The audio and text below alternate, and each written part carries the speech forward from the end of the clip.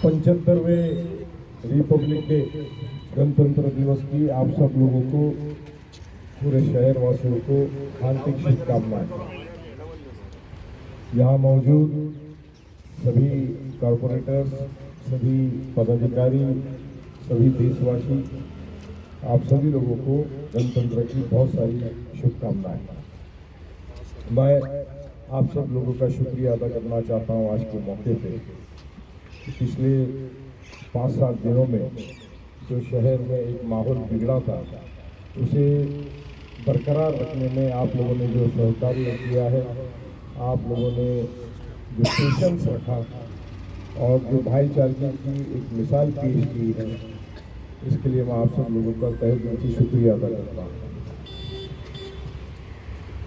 जो कुछ भी हुआ इस शहर में, उसकी हम कितनी भी निंदा करें तो कम है। कुछ बेवकूफ़, बेरोजगार, इस तरह के लोगों ने जो हरकत करी है, उसके लिए माफ़ी नहीं। तो मराठी पिक्चर का एक डायलॉग पता है आप लोगों को? तो बोलता है, चुकीला चुकीला चुकीला। ये शहर को बसाने में 40 साल लग गए और इन 40 सालों में सभी समाज के लोगों ने, हमारे हिंदू भाई हो, मुस्लिम भाई हो, सभी लोगों ने एक जहती की मिसाल दी, एकता की मिसाल दी। पूरे मुल्क के अंदर, देश में, चाहे कहीं पे भी कोई लॉ एंड ऑर्डर सिचुएशन हुआ होगा, दंगे हुए होंगे या अन्य प्रॉब्लम्स हुए होंगे, मगर उसके बावजूद मीरा भाईंदर में एक हमेशा अमन और शांति बरकरार रही।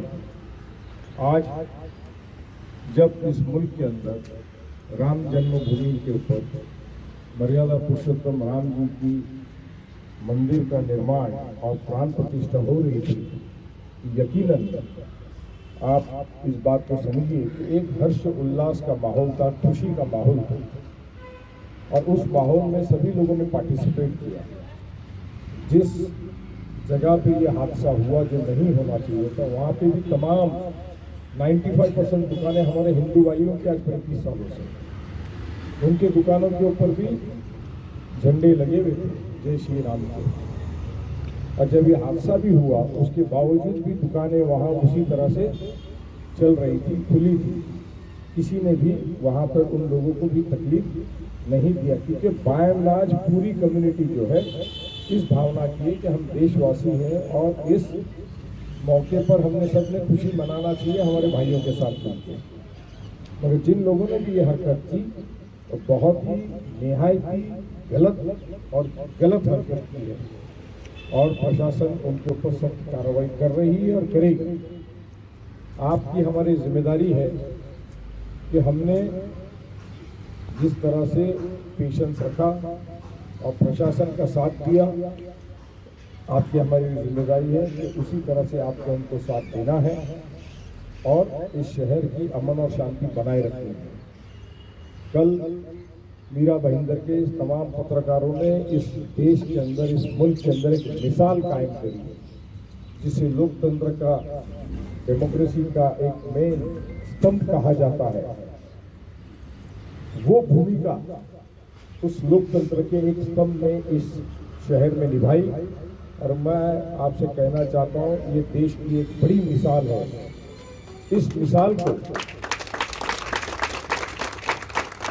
पूरे मुल्क के पत्रकार, मीडिया उसको फॉलो करेगी। आने वाले समय में जहाँ भी कभी इस तरह की हरकतें होती है या सिचुएशन बनेगी, तो आप देखिएगा कि मीरा भाईंदर एक मिसाल बन के उभरेगा कि वहाँ के पत्रकारों ने सभी पॉलिटिकल पार्टीज को एक साथ ला करके सबके पास से उन्होंने वचन लिया। और क्या वचन लिया? कि शहर में अमन और शांति कायम करने की जिम्मेदारी आप सब नेताओं की है, सब पॉलिटिकल पार्टी की है। उन्होंने वचन लिया सारे पॉलिटिकल पार्टी, सारे नेताओं से कि अब जब माहौल ठीक नहीं है, यकीनन जो हादसा हुआ उसका दर्द और दुख हिंदू भाइयों में है, उतना ही मुसलमान भाइयों में भी है।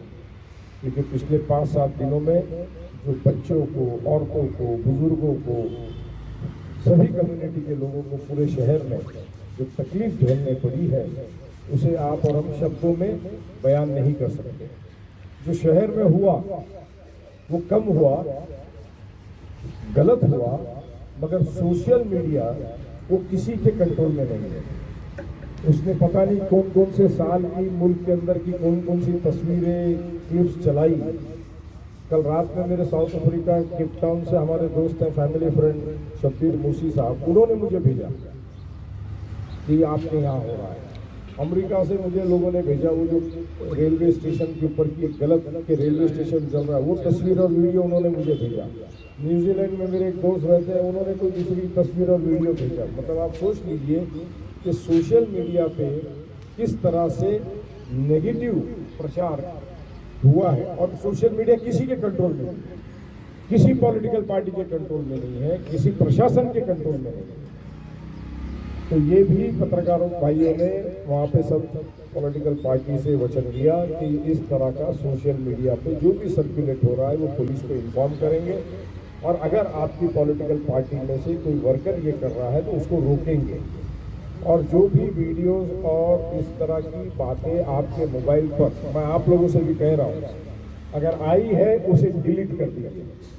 5-7 दिनों में बहुत सारी चीज़ें आई होगी। कोई ऑडियो मैसेज भेज रहा था, वहाँ से 5,000 आदमी आ रहे हैं, वहाँ से 10,000 आदमी आ रहे हैं, वो पेट्रोल लेकर के खड़ा। ये जो अफवाहें का बाजार गर्म किया कुछ लोगों ने, समाज कंटकों ने, मैं उनको टेररिस्ट कहूँगा, उग्रवादी कहूँगा।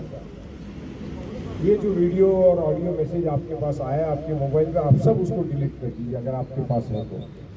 कुछ लोगों ने पुलिस स्टेशन के ऊपर मोर्चा ले जाने का ऑडियो और वीडियो मैसेजेस किया था, वो अगर आपके पास है तो उसे डिलीट कर दीजिए। आपके पास मीडिया वालों ने दूसरा आश्वासन सब लोगों से लिया कि जब तक के माहौल और शांत नहीं हो जाता, लोगों के दिल में जो खटास है वो थोड़ी कम नहीं हो जाती, क्योंकि उसको बढ़ाने का काम कुछ लोग करते हैं, दोनों तरफ के लोग करते हैं, तब तक के किसी भी किस्म की रैलीज का आयोजन कोई भी नहीं करेगा। ये आश्वासन मीडिया के लोगों ने सारे पॉलिटिकल पार्टी से लिया।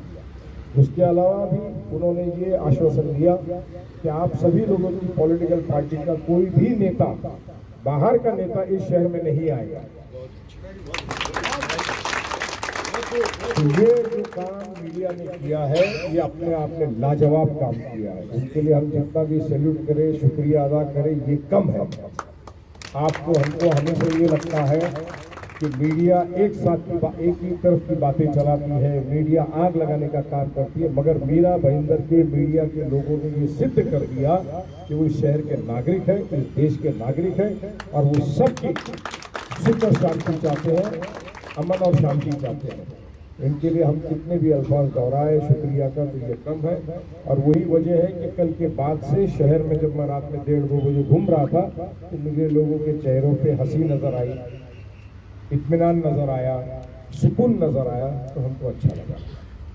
इसमें किसी ने क्रेडिट लेने की जरूरत नहीं है, इसमें किसी ने क्रेडिट लेने की जरूरत नहीं है, क्योंकि प्रशासन ने अपनी भूमिका बहुत अच्छी निभाई, पुलिस ने अपनी भूमिका बहुत अच्छी निभाई, म्युनिसिपल कॉर्पोरेशन के एडमिनिस्ट्रेशन ने अपनी भूमिका बहुत अच्छी से निभाई। अब वो बीबीसी न्यूज ने चलाया बुलडोजर बुलडोजर बुलडोजर। अरे भाई, मीरा भाईंदर में स्लम्स नहीं के बराबर है। नया नगर पूरी हिंदुस्तान में एक शहर और एक बस्ती ऐसी है जहाँ पे इलीगल और स्लम्स नहीं है। अब जो भी वहाँ पे स्ट्रक्चर डेमोलिश हुआ, वो दुकानों के सामने के जो छपरे थे जिसके ताल्लुक से सोसाइटी के इतराफ के लोगों की शिकायत म्यूनसिपैलिटी के पास थी, वो उन्होंने डेमोलिश किया। तो कोई भी आप और हम कभी भी इलीगल स्ट्रक्चर्स का, इलीगल काम का समर्थन हमने कभी भी नहीं किया। भले 10 साल से 2014 से महापालिका के अंदर हमारी कांग्रेस की सत्ता नहीं है, चाहे जिस पार्टी की सत्ता हो, मगर हम लोगों ने कभी भी इस तरह का समर्थन इलीगल एक्टिविटी का, गलत लोगों का समर्थन नहीं किया, ये न्यूसेंस क्रिएट करने वालों का समर्थन नहीं किया। आपको याद होगा कि सबसे पहले 2015 में आपने और हमने चलाया था से नो टू ड्रग्स। आज 10 साल के बाद में पूरे महाराष्ट्र में ड्रग्स के ऊपर पुलिस ने एक्शन किया। हमने 2015 में चलाया था, हर गली मोहल्ले कोने में सब जगह पूरे शहर में मीरा भाईंदर में ये हरकतें हो रही है, नौजवान बहक रहे हैं। तो हम लोगों ने हमेशा वो इनिशिएटिव लिया इस शहर के अंदर, जिससे अमन और शांति कायम रहे। जब पूरे मुल्क में बॉम्ब ब्लास्ट के किस्से चल रहे थे, हादसे हो रहे थे, हमने इस शहर के अंदर combing operation, social combing operation हमने खुद ने चलाया था। हमने खुद ने चलाया था। एटीएस के चीफ उस वक्त यहाँ आए और आपको अगर याद होगा कि इफ्तार की दावत में उन्होंने कहा कि पूरे हिंदुस्तान में एक ही शहर है, ये मुसलमानों का शहर, जहाँ पे मुसलमानों ने खुद ने कोम्बिंग ऑपरेशन चलाया और सोसाइटी फ्लैट जाकर के उन्होंने चेक किया कि यहाँ पर कोई उग्रवादी है क्या। मीडिया लिखता है, कहीं से भी इंफॉर्मेशन ले लेता है और लिखता है नया नगर में एनआईए एक्शन हुआ। आप पुलिस कमिश्नर से इंफॉर्मेशन कलेक्ट कर लीजिए तो आपको पता लगेगा यहाँ पे कोई एक्शन नहीं हुआ। अभी आप में से कई लोग नए हैं, जूने लोगों को भी पता नहीं, क्योंकि मैं इस तरह की बातें जो मैं प्रशासन के साथ मिल करके, मीडिया के साथ मिल के करता हूँ, कभी मैं आवाम को बताता नहीं, क्योंकि हमारा इंटेंशन ये होता है कि भाईचारगी कायम रहे। जब 91 का बाबरी मस्जिद के बाद में पूरे हिंदुस्तान में दंगे हुए थे, उसके बाद में जम्मू कश्मीर के टेररिस्ट एक्टिविटीज भी बहुत सारी चल रही थी। नया नगर में कोई बैंक नहीं आता, क्रेडिट कार्ड नहीं मिलता था, हाउसिंग लोन नहीं मिलता था, और मीडिया, सभी media, Hindi, Marathi, Gujarati, even Urdu media, वो लिखता था कि नया नगर टेररिस्ट का अड्डा है, नया नगर के अंदर टेररिस्ट पकड़े गए। मुझे अच्छे से याद पड़ता है, उस वक्त एसपी त्यागी मैडम थी और बड़े बड़े लोग जो मेंबर ऑफ पार्लियामेंट बन गए, अलग अलग मुख्तलिफ पेपरों के, मैं किसी का नाम नहीं बताऊंगा, वो अपने पेपरों में मराठी और गुजराती और सब पेपरों में लिखते थे। उर्दू पेपर भी लिखता था कि यहाँ से टेररिस्ट पकड़ा गया। हमने पुलिस के पास से इंफॉर्मेशन कलेक्ट करी कि पिछले 30 सालों से मैं उस वक्त 95, 96, 97 की मैं बात बता रहा हूँ कि कौन से उग्रवादी पकड़े गए नया नगर से, मीरा रोड से, इसका रिकॉर्ड दीजिए। उन्होंने 0 रिकॉर्ड बताया कि यहाँ से कभी कोई पकड़ा नहीं गया। वो डिटेल लेकर के मैं सारे अखबार के पास गया, एडिटर्स के पास गया, जर्नलिस्ट के पास गया, उनको वो रिकॉर्ड बताया, तब जाके उन्होंने वो लिखना बंद किया। ये बैंकें हमने दी 5 रुपए ना 10 रुपए स्क्वायर फीट में हमने ये दी, खाली यहाँ पे बैंक आना चाहिए उसके लिए दी। कोटन मर्केंटाइल बैंक हमने यहाँ पे लाई, ये सारी बैंकें लाई, तब जाके क्रेडिट कार्ड और लोन देना शुरू हुआ। तब जाकर के वो मीरा रोड और नया नगर में जो कुछ लोगों की कोशिश थी कि रेड स्पॉट कायम हो जाए, वो दूर हुआ। 70 के जमाने में जब हमारे वालिद साहब नया नगर की तामीर कर रहे थे, उस वक्त लिखा जाता था कि यहाँ पाकिस्तान बन रहा है। उस वक्त की बात बता रहा हूँ मैं कि लिखा जाता है यहाँ पाकिस्तान बन रहा है। लेकिन मैं शुक्रिया अदा करना चाहता हूँ उस वक्त की शासन का भी, सरकार का भी, और उस वक्त के सारे गवर्नमेंट के ऑफिसर्स का भी, जो तमाम हमारे हिंदू कम्युनिटी से बिलोंग करते थे, वो पूरी ताकत से हमारे वालिद साहब के साथ खड़े रहे।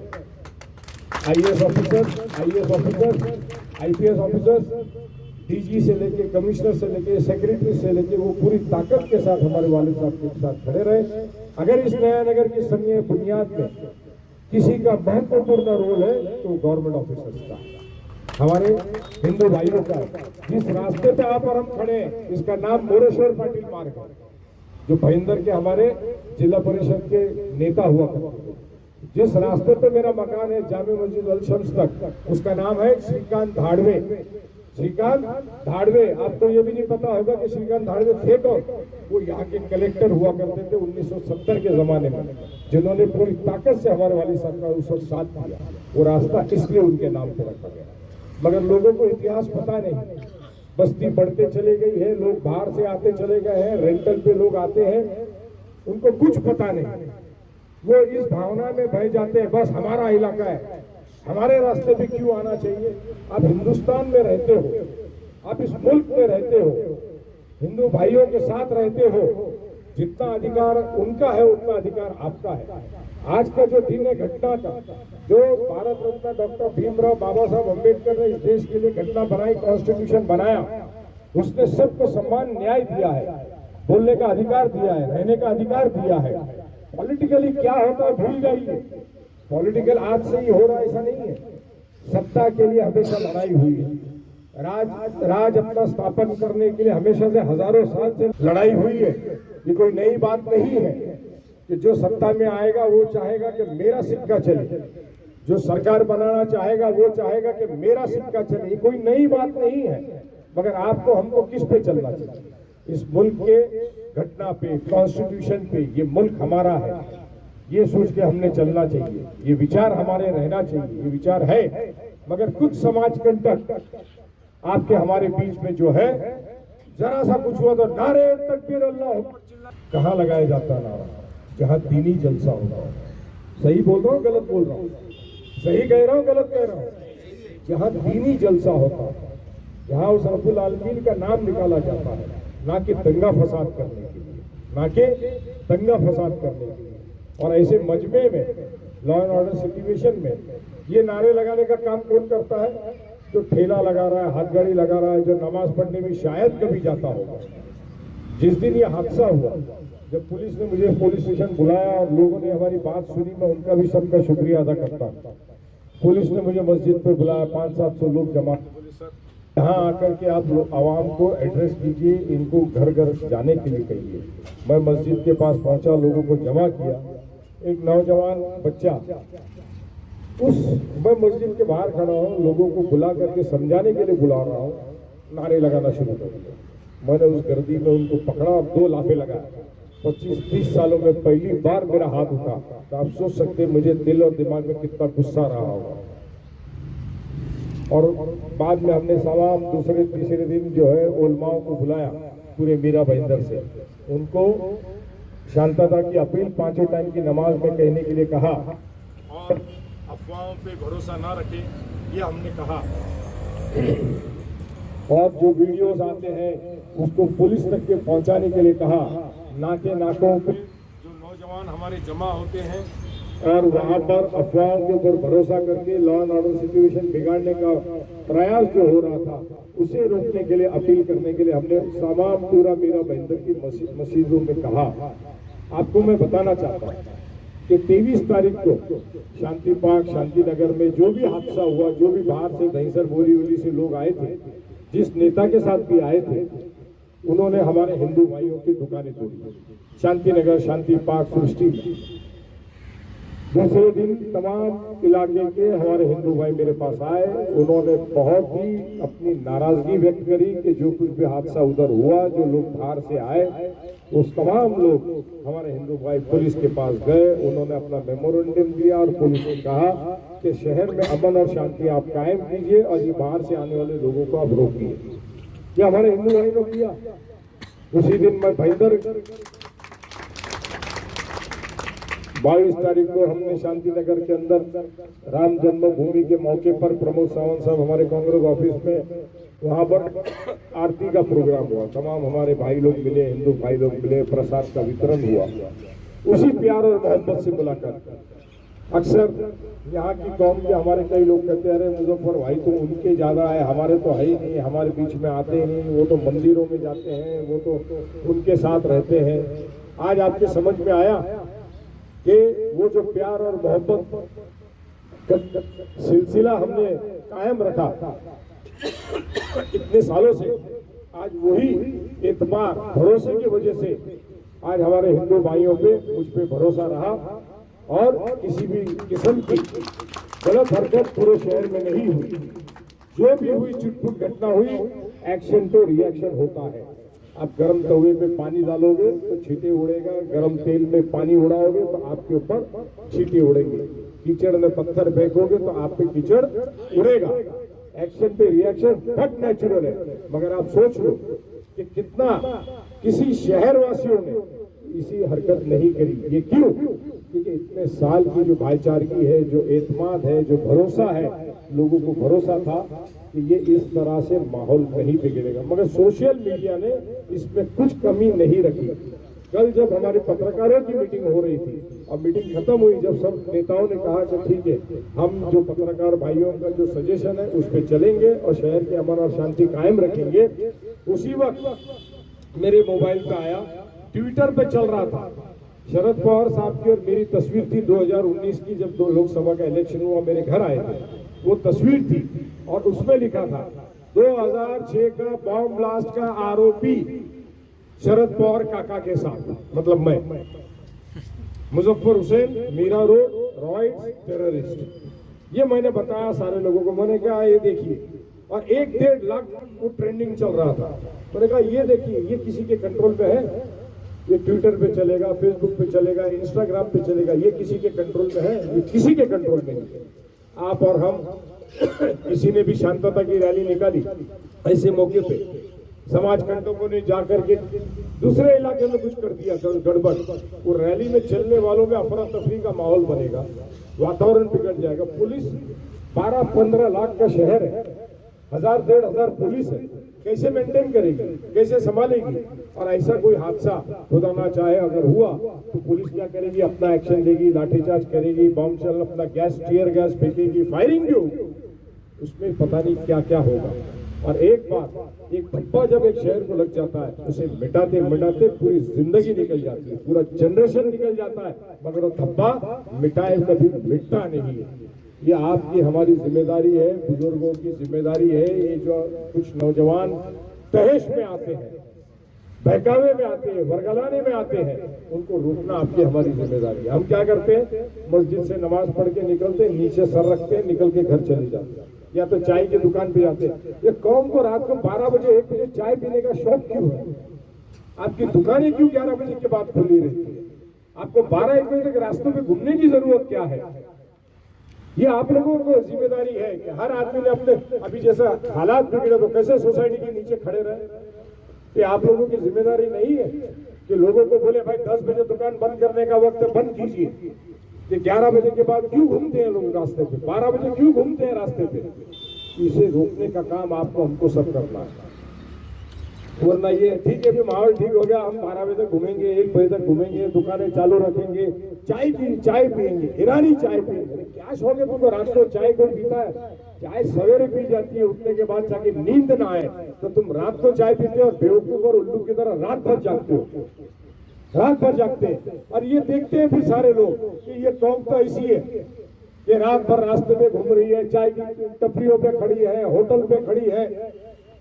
आपके हमारे इलाके में होटलें खुली पड़ी रहेगी, चाय की दुकानें खुली पड़ी रहेगी। तो इसे रोकने का काम की जिम्मेदारी ये आपकी हमारी सबकी है। ये खाली प्रशासन की नहीं है, ये हमारे हिंदू भाइयों की नहीं है। अपने शहर में अमन और शांति कायम रखने की जिम्मेदारी आपकी हमारी सबकी है। आज आप यहाँ खड़े रह करके इस झंडे को अगर आप सलामी दे रहे हो, इस झंडे के नीचे खड़े रह के इसे सलामी दे रहे हो, तो इसकी इज्जत रखने का काम किसका है? किसका है? इसमें हमारे नौजवान तो उठते ही नहीं है। आपके हमारे मजहब में 5 वक्त की नमाज है, फजर की नमाज है कि नमाज पढ़िए, रब्बुल आलमीन से अपनी रोजी रोटी के लिए और खानदान के और परिवार के लिए सुख और शांति के लिए दुआ मांगिए। हम उठते हैं, नमाज पढ़ते हैं, सो जाते हैं, फिर 11 बजे उठते हैं, फिर 11 बजे उठते हैं, तो नौकरी कहां से मिलेगी? अल्लाह ताला जब आपको रिज़्क देने के लिए फरिश्ते भेजता है तो फरिश्ता आके देखता है ये तो सो रहा है, वो बाजू के दरवाजे पे चला जाता, वो बाजू के दरवाजे पे चला जाता। वही आप हमारे हिंदू भाइयों को देखो, जो आपके मजहब ने बताया वो कर रहे हैं, इसलिए वो तरक्की पर है। वो सवेरे उठते हैं, मंदिर में जाते हैं, पूजा करते हैं, प्रार्थना करते हैं, जागते हैं, टिफिन लेते हैं, 8 बजे उनके घर में खाना तैयार होता है और वो अपनी नौकरी धंधे पे जाते हैं। आपके हमारे इलाके में, मुसलमानों के इलाके में 11 बजे तो थैली लेकर के आपा है नीचे उतरती बाजार लेने को, और 3 बजे 4 बजे दोपहर में जब चाय पीने का टाइम है तब खाना बनता है घर, और रात में 12 बजे 1 बजे खाना खाया जाता है। फिर हजरत को चाय की तलब लगती है, नमाज पढ़ के भी निकलेंगे, कहा जा अरे चलो चाय पीते हैं।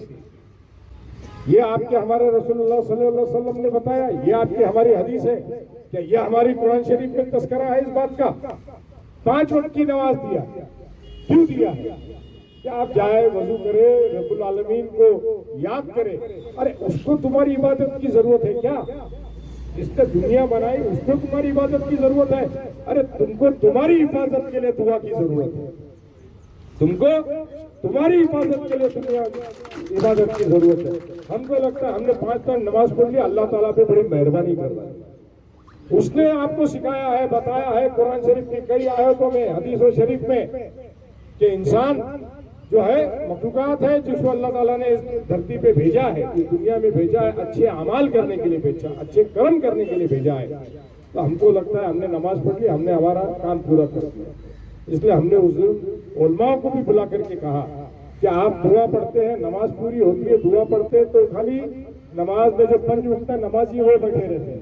दंगा करने वाला, एक बदमाशी करने वाला 1:30 की नमाज होती है, वो 1:29 पे आता है, और नमाज 5 मिनट में खत्म होती है, वो 6 मिनट में भाग जाता है, वो दुआ के लिए भी नहीं रुकता है, और वही रास्ते में सब में आगे बढ़ करके लॉ एंड ऑर्डर सिचुएशन खराब करता है। इसलिए नमाज से पहले ऐलान कीजिए, तुरंत सलाम फेरने के बाद ऐलान कीजिए अमन और शांति के बारे में। उलमाओं की भी जिम्मेदारी है, नमाजियों की जिम्मेदारी है, इस मुल्क के नागरिक बोल के आपकी हमारी सबकी जिम्मेदारी है। आपको लगेगा ये जिम्मेदारी कॉर्पोरेटर की है, पुलिस की है, प्रशासन की है, हमारे पे अन्याय हो रहा है, ऐसी ऐसी झूठी अफवाहें, 500 लोगों को अरेस्ट हो गया, 400 लोगों को अरेस्ट हो गया, ऐसी झूठी अफवाहें, ऐसी झूठी अफवाहें। अब मैं सारी बातें आप लोगों को यहाँ कहना नहीं चाहूंगा, क्योंकि कई बातें ऐसी होती है जो अमन और शांति कायम रखने के लिए उसे अपने दिल में ही रखना पड़ता है और उसे बर्दाश्त करना पड़ता है। नीलम पार्क में जिस दिन 22 तारीख को मैं गया, वहां पे पूरा मजमा जमा था, नारे लग रहे, मुंह पे लड़के लोगों ने रुमाल बांधा ताकि पुलिस के कैमरे में ना दिखे। क्या जाहिलियत है। पुलिस आपकी मदद के लिए एडिशनल सीपी, सीपी, डीसीपी, पूरा प्रशासन घूम रहा है, और आप जबरदस्ती कर नाकों पे लोगों को जमा कर रहे हो, वर्गला रहे हो, भाग रहे हो। बोले वो दीपक हॉस्पिटल के गली से हजारों लोग आ रहे हैं। मैं अपनी गाड़ी में, मैं ड्राइवर और 1-2 लोग थे, हमारे साथीदार, जितने हमारे हिंदू भाई साथीदार हैं, ये कंटिन्यूसली मेरे साथ गाड़ी में रहे। हमारे प्रमोद है, विकास है, अमित है, तमाम लोगों को मैं सबका नाम नहीं ले पाऊंगा। 5 दिन हम लोग कोई सोया नहीं है, 24 घंटा, 5 दिन हम लोग सोए नहीं। हम लोग वहां तक के गए, देखते पुलिस का पूरा बैरिकेड लगा है, पुलिस है, सारे बड़े ऑफिसर्स खड़े हैं। वो वहां से चल के वापस आए। मैं जब नीलम पार्क के पास आया, गाड़ी स्लो हुई, उस मजमे से लोगों ने मुझे गाली दी, मगर मैंने उसका बुरा नहीं माना। मुझे पता है, मुझे दिल में समझ में आया कि जाहिल लोग, इनको अफरा तफरी क्रिएट करना है, इनको प्रॉब्लम्स बढ़ाना है, और ऐसे जाहिलों के मुंह लगा नहीं जाता। तो ऐसे कई बार हादसे हुए हैं, लोगों ने मुझे क्या क्या कहा है, लेकिन हमने कभी उसका बुरा नहीं माना। हमने अपना हक और अपना किरदार अच्छी तरह से निभाया, आज तक निभाते आए हैं, और इंशाअल्लाह ताला इसके आगे भी निभाएंगे। और जो गलत होगा, चाहे किसी कम्युनिटी का हो, मुजफ्फर हुसैन में उतनी ताकत है कि उसको गलत को गलत कहता है। मुझे कोई इलेक्शन से लेना देना नहीं है, मुझे कोई इलेक्शन से लेना देना नहीं है, मुझे कोई इलेक्शन से लेना देना नहीं है। अगर लोगों को ये लगता होगा कि अभी इलेक्शन आ रहा है, अभी भाई को मदद करेंगे, मुझे कोई इंटरेस्ट नहीं है। मैं आपको जाहिर से कहता हूँ, मुझे कोई इंटरेस्ट नहीं है, मगर इस शहर के अमन और शांति को जो तकलीफ देगा, मुजफ्फर हुसैन उसको छोड़ेगा नहीं। हादसा हुआ, अभी सारी पुलिस लगी रही हो, जो बाहर से लोग आए, हमने उसको कंटिन्यूस मॉनिटर कर रहे थे। जब हमको पता लगा वो सृष्टि शांति नगर में घुस गए हैं और वो इस तरफ आने वाले, हम लोग आकर के यहाँ पे नियत पे खड़े हुए, नाके नियत पे खड़े रहे। फिर तमाम पुलिस को बुलाया, तब यहाँ की लोग यहाँ पुलिस के साथ हुज्जत डाल रहे हैं। लोग पुलिस आई किसके लिए है? आपके इलाके में लोग घुसे ना और तकलीफें बढ़े ना, उसके लिए। तो पुलिस की महकमे की बात सुननी चाहिए, तो पुलिस के साथ हुज्जत डाल रहे हैं। भाई, जो लोग प्रशासन आपकी सेफ्टी के लिए आए हैं, आप उनसे हुज्जत डाल रहे हो, उनके साथ में बदतमीजी कर रहे हो, ये सही नहीं है, ये सही नहीं है। ये हरकतें जो है आपको हमको सुधारना होगा, रोकना होगा, इस शहर के अमन और शांति को कायम रखना होगा, तब जाकर के आप अपना हक, इस झंडे को जो आज आपने सलामी दिया है, तब जाके आप अपना हक पूरा करोगे। आज 75वें गणतंत्र रिपब्लिक डे पे आप सब लोगों को बहुत सारी मुबारकबाद देता। हम जब मुबारकबाद देते हैं, इसका क्या मतलब होता है कि खाली डायलॉग बोल के चले जाने का अमिताभ बच्चन के जैसा? हाँ, मुबारकबाद देने का मतलब क्या होता है? मुबारकबाद देने का मतलब ये होता है कि जो आज किताब इस मुल्क में लिखी गई है, कॉन्स्टिट्यूशन, उस पर भरोसा रखना, उस पर भरोसा रखना और उसमें जो अधिकार आपने दिए हैं उस रास्ते से चलना, ना कि उसके खिलाफ में बात करना, ना कि उसके खिलाफ में हरकतें करना। तो आज आपने झंडे को सलामी दी है। 1985 से आप और हम यहाँ झंडा वंदन करते हैं। पूरे नया नगर के अंदर हर सोसाइटी में झंडा वंदन होता है। 15 अगस्त का होता है, 26 जनवरी का होता है, बच्चों के प्रोग्राम्स होते हैं। मगर जब ऐसा माहौल बनता है ना, तो सोशल मीडिया वो कुछ नहीं दिखाता। लोढ़ा के अंदर मंदिर है आज 35 सालों से, स्मृति सदन में मंदिर है आज 35 सालों से, उस रास्ते पे हमारे तमाम 95% हिंदू भाइयों की दुकानें हैं आज 35 सालों से, मगर मीडिया वो नहीं दिखाता, क्योंकि मीडिया को भी अपना टीआरपी बढ़ाना है और उनको तो कहीं से भी कट पेस्ट करके हिंदुस्तान टाइम्स कहीं और न्यूज चला देगा, हिंदू कहीं और न्यूज चला देगा, तमिलनाडु का पेपर कुछ और न्यूज चलाएगा, मध्य प्रदेश का पेपर कुछ और न्यूज चलाएगा और वो अपना काम करते रहते हैं। तो एक मिसाल आपने हमने कायम हमेशा करी है। ये जो धब्बा लगा है, मैं कह रहा हूं इसको, ये जो हरकत हुई है, गलत हरकत हुई है, जो धब्बा लगा है, इसे मिटाने का काम आपको हमको सबको मिलकर करना है। सालों साल लग जाएंगे, आप मेरी बात लिख के ले लीजिए। 10 साल के बाद भी बोलेंगे तुम्हारे मीरा रोड नया नगर में तो दंगे हुए थे। आपके हमारे नौजवान बच्चे नौकरी के लिए जाएंगे ना, उनका एड्रेस जब देखेंगे प्रोफाइल में नया नगर, तो नौकरियां नहीं देंगे लोग, ये दंगाखोर लोग हैं। आप कहीं शिफ्ट होने जाओगे तो वहां पे आपको लीव लाइसेंस पे मकान खरीदने जाओगे, आप जब आधार कार्ड दिखाओगे तो उसमें दिखेगा नया नगर, तो आपको मकान भी नहीं मिलेगा, नौकरी नहीं मिलेगी, लोग आपके साथ कारोबार नहीं करेंगे, जिंदगी बेहाल हो जाएगी। इसे मिटाने का काम आपको हमको मिलकर करना है। आप समझ सकते हैं मैं कितने गुस्से में हूँ इस बात को लेकर के। बहुत ही कम अल्फाज में मैं अपने यहाँ पे हाल जो है वो पेश कर रहा हूँ। मुझे बहुत तकलीफ है। हमारी 2 जनरेशन चले गई, 50 साल लग गए हमको ये शहर को बनाने के लिए, ये बस्ती को बसाने के लिए, इस बागवान को बनाने के लिए, इस बाग को सजाने के लिए। आज जब जो बाग बनाता है, बसाता है, उसके सामने अगर उसे जलता हुआ देखेगा तो सोचिए क्या हाल होता होगा, क्या हाल होता होगा। वो हाल हमारा है, हमारे पूरी फैमिली का। इसे इस बाग को फिर से सजाने का काम आपको हमको सबको करना है। यही कह के मैं अपने 2 अल्फाज पूरे करता हूँ। जय हिंद, जय महाराष्ट्र।